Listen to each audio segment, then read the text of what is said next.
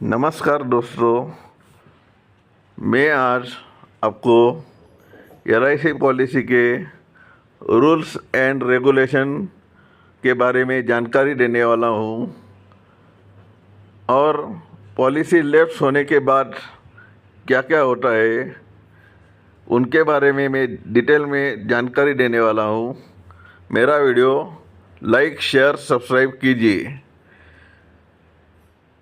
और मैं LIC adviser का काम करता हूँ।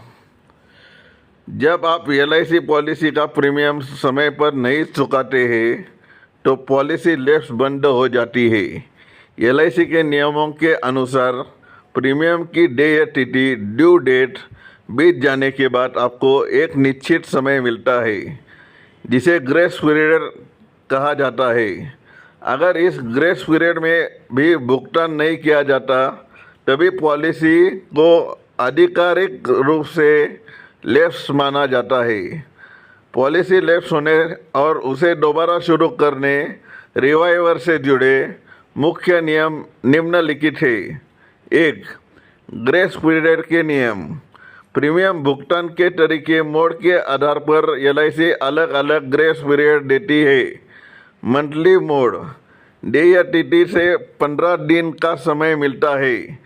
त्रैमासिक, 6 माही और सालाना मोड, देय तिथि से 30 दिन कम से कम का समय मिलता है। नोट: ग्रेस पीरियड के दौरान आपका बीमा कवर पूरी तरह चालू रहता है।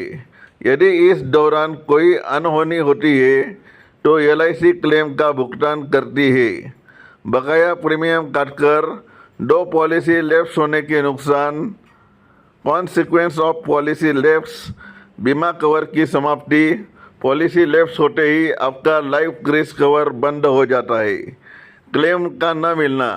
लैप्स अवधि के दौरान मृत्यु होने पर परिवार को कोई डेथ बेनिफिट या क्लेम नहीं मिलता है। क्यों नहीं मिलता? उन्होंने हफ्ते पूरे नहीं भरे होते।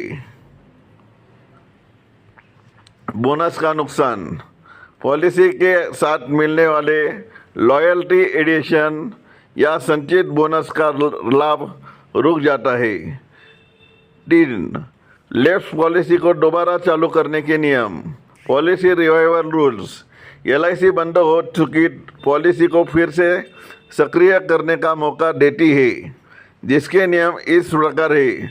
5 साल की समय सीमा। आप अपनी पॉलिसी को पहले छूटे हुए प्रीमियम, फर्स्ट अनपेड प्रीमियम की तारीख से 5 साल के भीतर कभी भी रिवाइवर पुनर्जीवित कर सकते हैं। बकाया भुगतान। आपको सभी बकाया प्रीमियम का एक मुश्त भुगतान ब्याज और लेट फीस के साथ करना होगा। स्वास्थ्य घोषणा पत्र। पॉलिसी कितने समय से बंद है, इस आधार पर आपको अच्छे स्वास्थ्य की घोषणा declaration of good health form 300 या नए मेडिक्लेम टेस्ट की रिपोर्ट देनी पड़ सकती है। री अंडर राइटिंग, पुनर्जांच। रिवाइवर के समय LIC आपके जोखिम की दोबारा समीक्षा करती है और उसे स्वीकार या अस्वीकार करने का अधिकार कंपनी के पास सुरक्षित होता है। IRDA का नियम। IRDA का 3 इयर्स लॉक। IRDAI के नियमों के तहत पॉलिसी रिवाइव होने के बाद सेक्शन 45 का 3 साल का नॉन कॉन्स्टेबिलिटी क्लॉज फिर से रिस्टार्ट हो जाता है। यानी अगले 3 साल तक कंपनी क्लेम की सघन जांच करती है।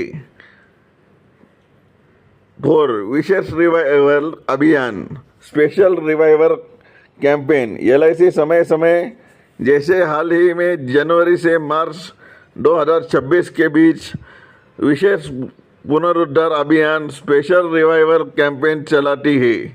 इस अभियान के मुख्य फायदे होते हैं: लेस फीस पर 30% तक की छूट, अधिकतम 5,000 तक मिलती है। माइक्रो इंश्योरेंस पॉलिसियों के लिए लेट फीस में 100% की पूरी छूट दी जाती है।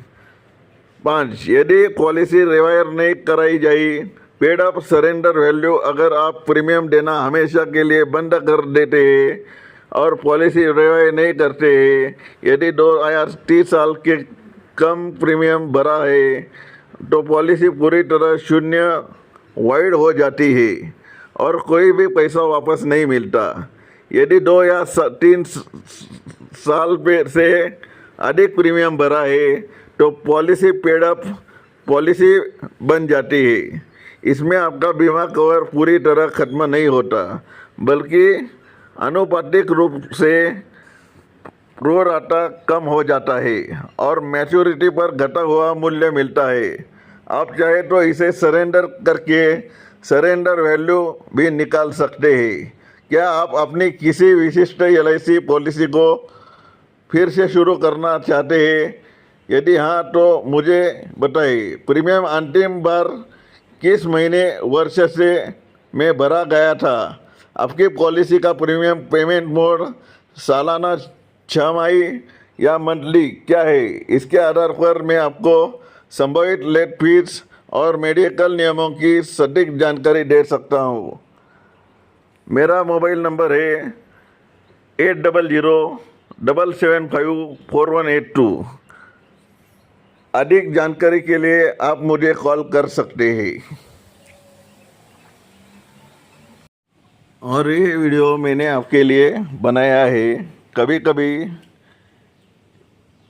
डेवलपमेंट ऑफिसर भी और LIC एडवाइज़र भी कभी कभी rules and regulation LIC policy निकालते समय रूल्स रेगुलेशन बताते नहीं है। ऐसे भी एजेंट और DO रहते हैं, इसलिए मैंने आपके लिए वीडियो बनाया है।